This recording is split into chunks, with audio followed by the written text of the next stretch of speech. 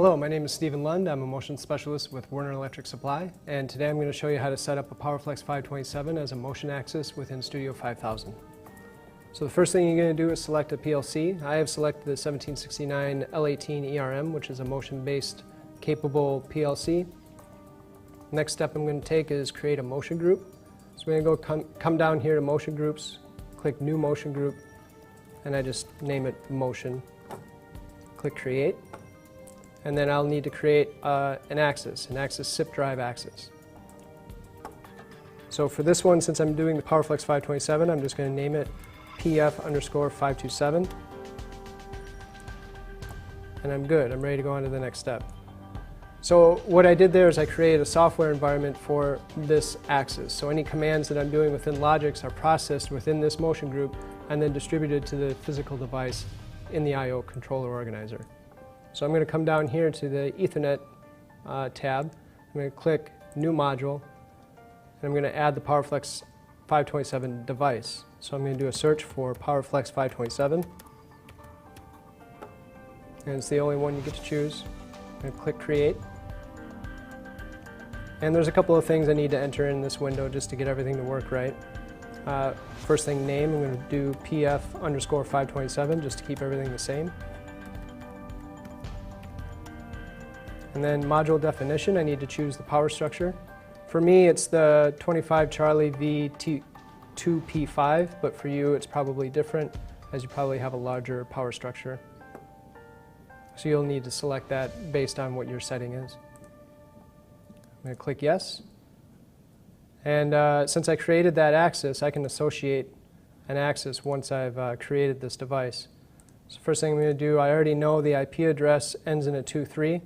That's because I pre-configured it. If this was out of the box for you, you'd need to set that IP address manually. But I'm going to go ahead and enter that 23 in here, click OK, and then close your selection window and double-click the drive again. And then I'm going to go to Associated Axes and select that PF527 that I created before. Click Apply, and now I have associated the Logix environment axis with the physical device that's going to actually be in the cabinet and execute motion commands to your motor. But there are a few things I need to set up in the software environment to make sure that all the commands are correct. So I'm going to double-click that PowerFlex 527 axis that I've created. Under Axis Configuration, I'm going to choose Velocity Loop. And for application type, I'm going to choose Constant Speed. For loop response, I'm going to choose Low. Your application may be different.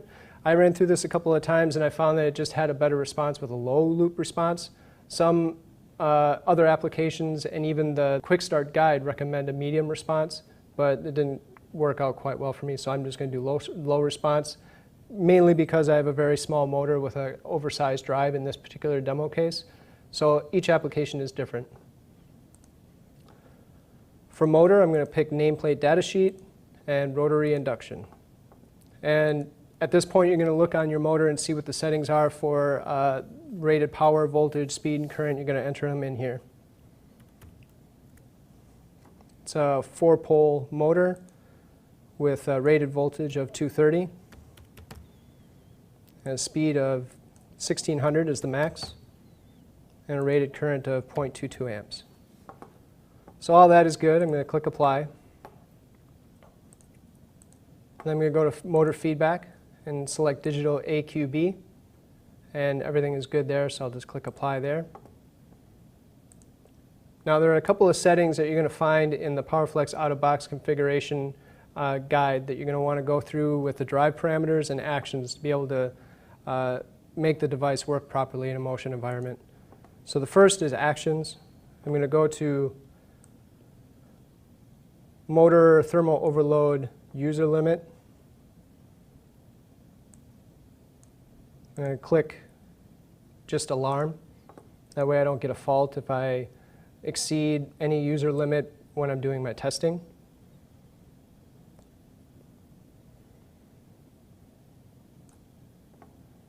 Click Apply there. Oh, and one more thing, you do excessive position error. You're also going to do ignore and click Apply. Then under parameter list, you're going to come down here to feedback velocity filter taps and choose 16.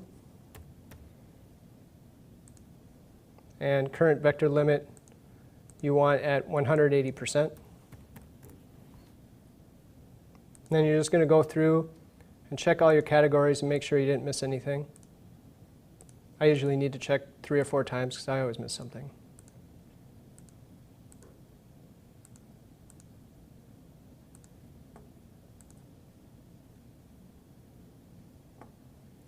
As far as your torque and current loop, you want to make sure it's positive 200 and negative 200 for the percent rated. And that really should be it for all the parameters. You're going to click Apply and click OK. One more thing, under your motion group, you want to click Properties. And this is called drive multiplexing. Say you want to have different axes update at different update rates. You can click on Axis Schedule. And the PowerFlex 527 requires a 4 millisecond update rate, just like the CIP encoder. So you're going to want to change that alternate 1 to 4 milliseconds, and then move the PowerFlex 527 over there, and click Apply. So now fundamentally you should be able to download to the controller and start doing some dynamic and hookup tests to make sure that the motor can operate correctly. So I'm going to navigate to the PLC. I know mine is the .40, and I'm just going to download that. Obviously, there's a lot of things that were already set up before this video, so you're going to have to get your RS link set up, your communication path, all that kind of stuff established before you can get to this point. So right now I'm downloading the controller, and once it's finalized with the download, I should establish communications between the PLC and the drive, and I should get a stop state.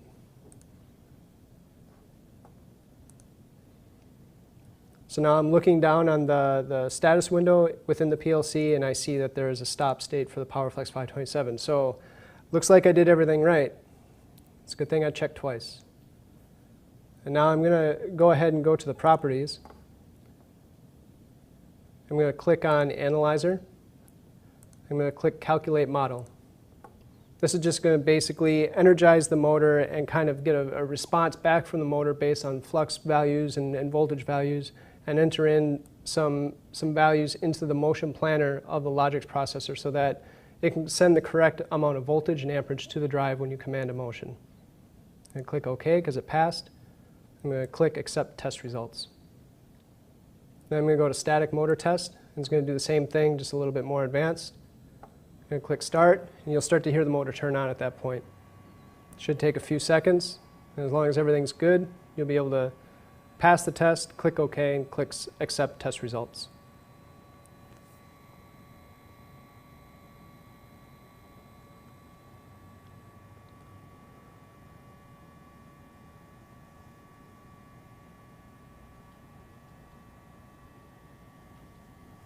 All right, passed. 2 out of 3. We're doing good. Click Accept Test Results. And now the dynamic motor test. Before I do this test, I'm going to share some history with this particular demo. I found that the motor leads were swapped, so I actually have to do an inverted polarity on the motion feedback. So before I do the dynamic motor test, I'm going to go to hookup tests and polarity, and click inverted for feedback 1 at polarity, just so I can get ahead of it a little bit. I'm going to click Apply, and then go back to Analyzer. Now, if you do all your wiring correctly and everything is good, you probably shouldn't have to do that in your own application. I just had to do it for this one. So then I'm going to go to Dynamic Motor Test, click Start, and hopefully we should pass. Yay, we passed. That's good. So now you're going to click OK, click Accept Test Results, and you are ready to command motion. So what you could do now to test your machine and the motor that you've configured on it is close that window, click OK, and right-click on the axis and do motion direct commands. As with all motion axes, you need to first execute a motion servo on and execute that, and then say I want to move the axis. I'm just going to do a speed of 10 units per second. Click Execute, and now I'm moving. I'm executing motion with motion commands on a PowerFlex 527 with an induction motor. Now what can get a little wonky with an induction motor is, say you want to turn on the motor and just have it hold in one spot. That's hard to do because you're talking about a squirrel cage motor that requires the flux from the energizing of the magnetic coils within the motor. So as it energizes those coils and it needs that flux to actually hold a position, there's going to be some oscillation because those magnetic fields are going to oppose each other. So just holding in a specific position for an induction motor in velocity mode with Logix is going to be a little bit difficult. So be sure you anticipate that in your machine design, and also when you're executing these tests, you know what to expect. For example, I'm going to do an MSO right now. I'm holding position, and you can hear a little bit of an oscillation or a resonance on the machine. But that goes away once I start commanding motion. I'm going to go down here to do an MAJ with 10 units, execute it. You can hear it cleans up a little bit, and you can still see the axis moving. So that's just a function of executing a move on a squirrel cage motor and trying to hold torque with no position. So I'm going to close that out, do an MSF, and I'm going to go offline. The next step quick while I'm offline is I'm going to show you how to do a Kinetix 5500 setup, and it's consider our 5 minutes to motion setup, and show you how easy it is to do with out-of-box settings. So first thing I'm going to do is create a new axis, same CIP drive axis, and this one I'm just going to name K5500.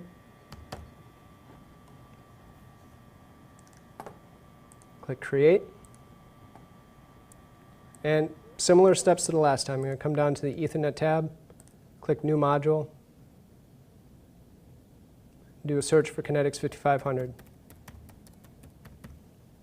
I know that mine is H003ERS, so I'm going to select that, click Create, and I'm just going to name it K5500. I also know that the IP address is a 24, last 2 digits. So of course, if this were out of the box and you hadn't pre-configured it, you'd have to set that yourself on the onboard LCD screen. Everything else is good with the module definition, the revision, all that. You shouldn't have to do anything with that. Just click OK. Click Close on that window. I'm going to come up to the 5500. Under Associated Module, I'm going to select K5500. All of these settings are fine for right now. We will change them in a little bit.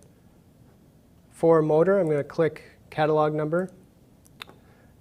One more step. In order to pick the right motor in the catalog number, you have to have the correct power structure selected. By default, 400 volt power structure is what's going to be selected. For this demo, it's actually a 200 volt power structure. The 5500 gives you the ability to do 200 volt series motors or 400 volt series motors, and that's dependent on how you set up the power structure. So I'm going to go back to that device down here in the controller organizer, double click, and go to Power, and select 200 volts AC, single phase, and standalone. It might be different for your application. You might have several drives connected together. You may be sharing a bus. All of those things would be dependent on the machine application. And click Apply, and go back up, pick up where I left off, click on Motor,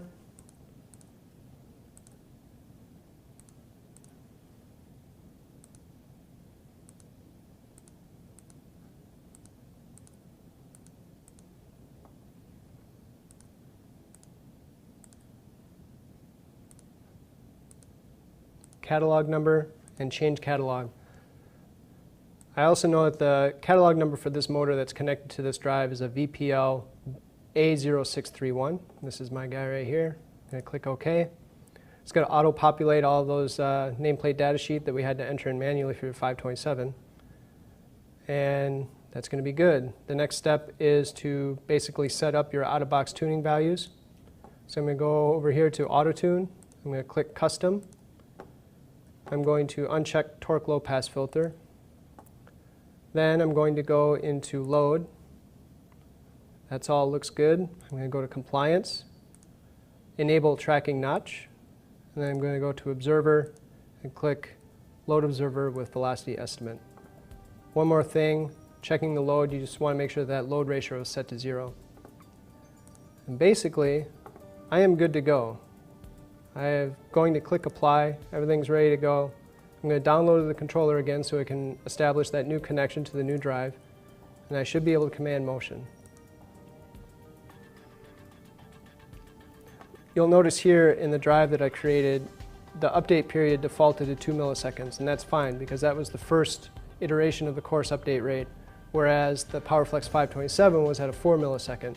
So now I have two motion axes that have different update rates.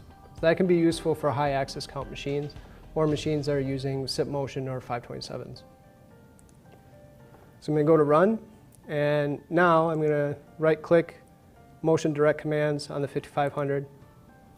Same thing, I'm going to do an MSO. I'm going to do the same move that I did in the 527, an MAJ with 10 units per second. Click Execute, the motor's moving now. You can see that the 5500 was a lot easier to set up. Both applications have pros and cons between the two of them, and it all depends on your machine-specific design.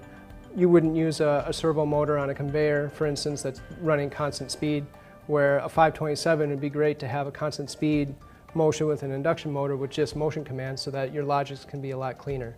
So both of these devices are part of an ultimate solution on your machine design, and if you'd like to learn more, please contact me or your local Werner Electric Supply representative.